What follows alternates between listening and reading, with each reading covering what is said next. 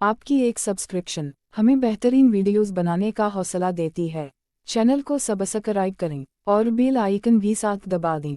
मेरा नाम सबा है और उम्र तकरीबन 25 साल के करीब है। जिंदगी ने मुझे कभी सुकून से सांस लेने नहीं दिया। अब्बू का साया बचपन में ही उठ गया। अम्मी ने मेहनत करके मुझे पाला और संभाला। मैंने सोचा था कि तालीम हासिल करूं और कुछ बनूंगी, मगर किस्मत ने मुझे रोज़मर्रा की जिंदगी की दौड़ में डाल दिया। एक सुबह जब मैं दफ्तर के लिए निकल रही थी, मोहल्ले के कोने पर एक नया रिक्शा खड़ा था। रिक्शा वाला जवान, सानुला मगर पुरकशिश चेहरा, आंखों में अजीब सी शरारत थी। मैंने कहा, भाई सदर तक चलना है। वो मुस्कुराया और बोला, भाई नहीं, नाम मेरा जायद है, सदर तक चलेंगे, लेकिन शायद आपकी मंजिल वहाँ नहीं रुके। मैं हैरान रह गई और पूछा, क्या मतलब? वो बोला, कुछ लोग सफ़र सिर्फ जगह तक नहीं करते बल्कि किसी एहसास तक भी करते हैं। मैं हंस दी, कहा, तुम्हें शायरी करनी चाहिए। रिक्शा क्यों चला रहे हो? वो बोला, शायरी पीठ नहीं भरती बीबी जी, इसलिए पहिया चलाने पड़ते हैं। रास्ते में बहुत मज़ेदार बातें करता रहा। कभी कहता, आप के बालों की खुशबू से तो रिक्शा भी तेज चलने लगता, फिर फौरन कहता, नहीं, मेरा मतलब नया परफ्यूम अच्छा है। इस की बातों में एक अजीब सी मासूमियत थी। मजाक भी करता और बात का मतलब बदल देता। जब मैं उतरी तो वो नरम लहजे में बोला, कल भी ले चलूं? मैंने जवाब दिया, देखेंगे, पर इस रात पहली बार किसी की बातों ने मुझे मुस्कुराया। अगले दिन फिर उसी रास्ते से गुजरी। कोने पर वही रिक्शा खड़ा था। जायद वही मुस्कुराहट के साथ बोला, आज तो देर हो गई बीबी जी, दफ्तर वाले डांटते नहीं? मैंने थोड़ा हिचकिचाते हुए कहा, पर अब क्या करूं? सुबह अलार्म नहीं बजा। वो बोला, अच्छा है, अगर हर रोज अलार्म ना बजे तो मेरी रिक्शा रोज ही चलेगी। मैं हंस पड़ी। हमारे रोजमर्रा के मुलाकातें आहिस्ता आहिस्ता एक आदत बन गईं। जब जायद नहीं मिलता तो अजीब सी बेचैनी होती। कभी वो रास्ते में फूल भी तोड़ कर देता, कभी कहता, आप जब हंसती हैं तो ट्रैफिक भी रुक जाता, फिर फौरन मुस्कुरा कर झाड़ देता। शहर की हवा भी खुश हो जाती, मजाक भी और सुकून भी था। एक दिन दफ्तर जाते हुए बारिश शुरू हुई। मैं रिक्शा में बैठी और सर्द हवा बालों से टकराई। जायद बोला, बारिश में तो आपकी मुस्कुराहट और भी चमक रही है। मैंने पलट कर देखा, कभी कभी तुम बहुत अजीब बातें करते हो जायद। वो बोला, अजीब नहीं, सच्ची बातें करता हूँ, लोग बस मजाक समझ लेते हैं। उस दिन इसके चेहरे की संजीदगी मुझे छू गई।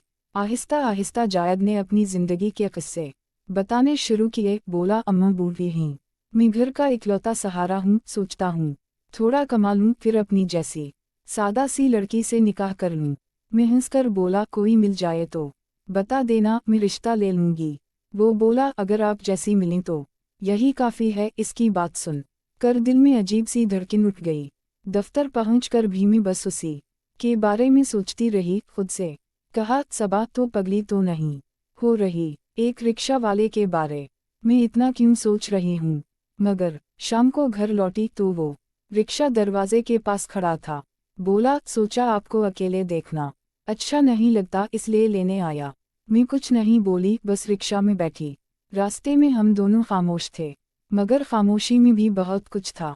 हुआ कुछ कह रही थी, पहियों की आवाज में भी कोई रिश्ता बनने की आहट थी। रात को सोते वक्त पहली बार खुद से कहा, शायद मैं जायद को पसंद करने लगी हूँ। कुछ दिन तक जायद नजर नहीं आया, ना वो रिक्शा ना वो मुस्कुराहट। दिल बेचैन हो गया। मैंने मोहल्ले वालों से पूछा, किसी को कुछ पता नहीं था। एक शाम बाजार से वापस आते हुए अचानक वो पुराना रिक्शा दूर से आता दिखाई दिया। मैंने हाथ उठाया तो वो रुका, पर इस बार जायद की आंखों में वो पुरानी चमक नहीं थी। मैंने पूछा, कहाँ थे इतने दिन?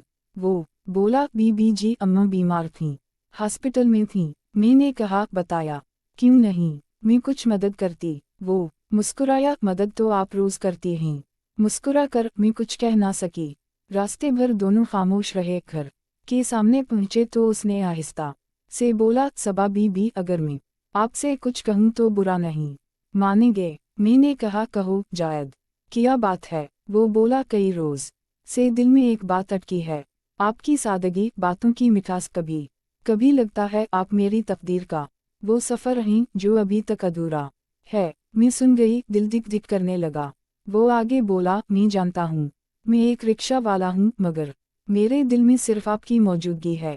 जिंदगी की थकन दिख सब भुला देता आपका साथ। सबा खामोश रही, दिल एक अजीब सुकून महसूस कर रहा था, जैसे बरसों के बाद किसी ने समझा हो। जायद बोला, बस आपका साथ चाहता हूँ, जिंदगी का हर लम्हा, हर सफ़र। सबा ने हंसकर कहा, जायद शायद मैं भी आपको पसंद करने लगी हूँ, और इस दिन से हमारा सफ़र मोहब्बत और एतिमाद का शुरू हुआ। रिक्शा वाले के छोटे छोटे लम्हात, बातें, मुस्कुराहटें, सब कुछ खास लगने लगा। दोनों की जिंदगी में खुशियों का इजाफा हवा और दिलों में मोहब्बत की बौछारें होने लगीं। अब सबा और जायद की कहानी मोहल्ले में एक छोटी मगर खूबसूरत मोहब्बत की मिसाल बन गई।